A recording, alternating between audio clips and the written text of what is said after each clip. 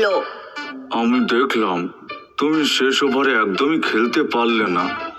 খেলতে পারলেও লাভ ছিল না, আমাদের অনেক রানের দরকার ছিল। মাত্র 19 রান, তুমি চেষ্টা করতে পারতে। কিন্তু সেটা অসম্ভব ছিল দাদু। কিন্তু তুমি ছেড়ে দিলে, সেটা ভুল। তুমি সেই পিঁপড়েদের কথা মনে করিয়ে দিলে। কোন পিঁপড়ে দাদু?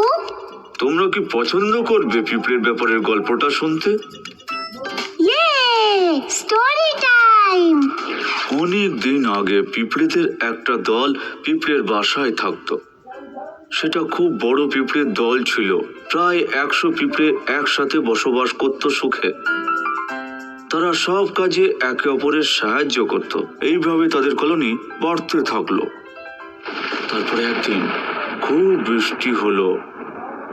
বৃষ্টির জল পিঁপড়েদের বাসার ভেতরে ঢুকে গেল।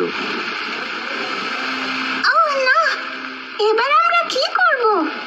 আমাদের বাড়ির সব জায়গা দিয়ে জল ঢুকে পড়ছে তো।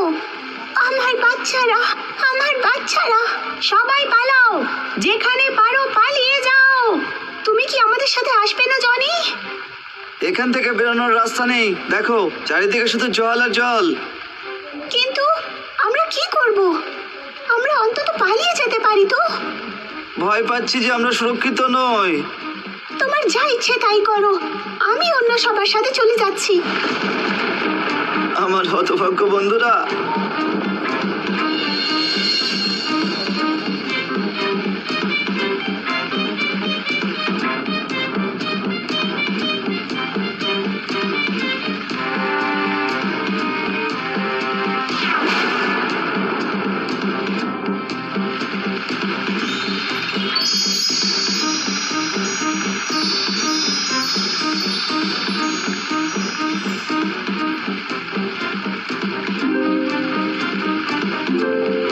আজকে যদি আমার বন্ধুরা আশা ছেড়ে না দিত, তাহলে ওরা আমার সঙ্গেই থাকতো। তাহলে তোমরা দেখলে, আশা ছেড়ে দিলে কাউকে সাহায্য করে না। সব সময় চেষ্টা করতে হবে।